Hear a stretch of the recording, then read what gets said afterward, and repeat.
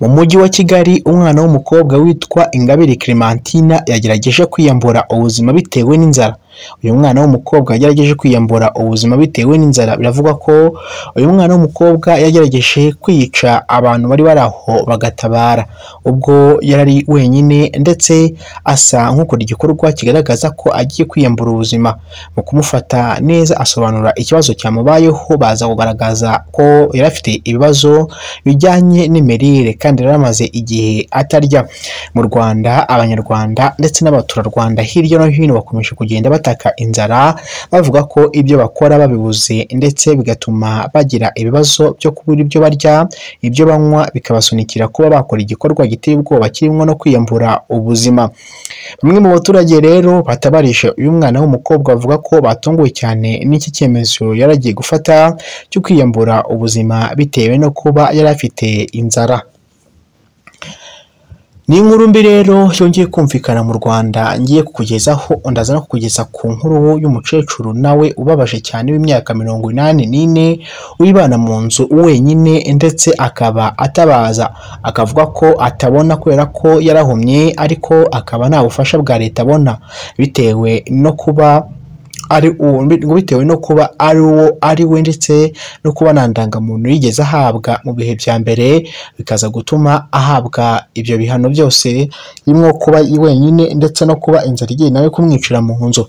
Uyu mukecuru we ni umuntu ki? Uyu mukecuru w'imyaka 84 usaje utakibona kubera iki ibintu nk'ibi byamubaho. Ni amakuru rero ngiye kugezaho kuri Zone TV Rwanda, kandi buto yanditseho subscribe bizajya bigufasha kubona ibiganiro n'ibindi byacu dukora. Ni mu karere ka Kicukiro mu murenge wa Gahanga mu kagari ka Gasa mu mudugudu wa Nyagafunzi, haravugwa inkuru y'umukobwa Ingabire Clementine yajyanwe kwa muganga nyuma yo gusangwa mu rugo rwe yataye ubwenge.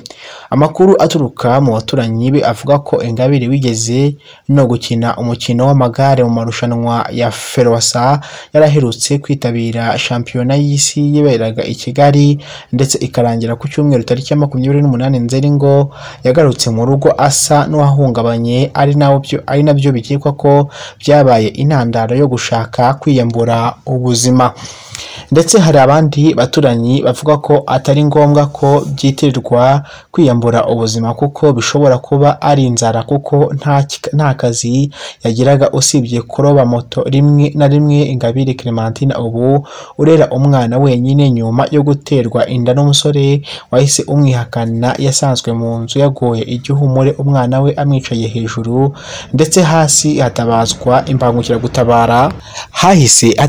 imbangukiragutabara ajyanwa ku bitaro kugira ngo ahabwe ubutabazi bw'ibanze.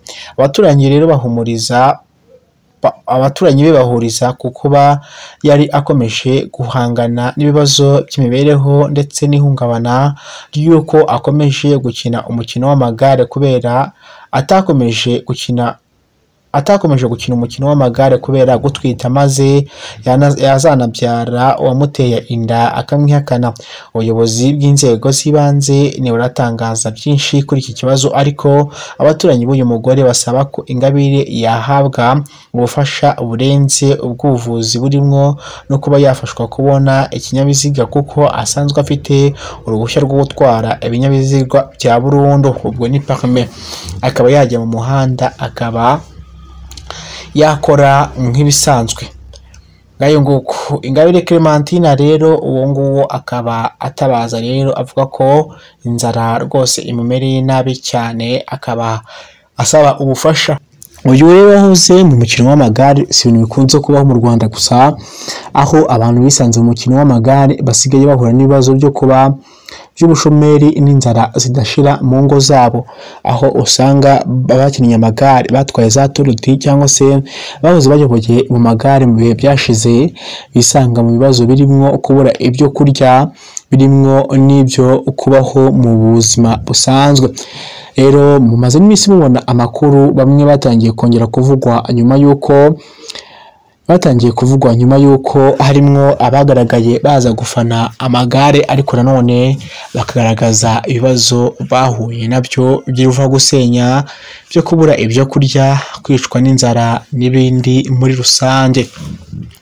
Bakaba rero basabirwa ubufasha ndetse n'abaturage basanzwe bakavuga ko bariya bagize uruhare rukomeye cyane mu mikino y'amagare ndetse mu biteza imbere cyane u Rwanda muri rusange.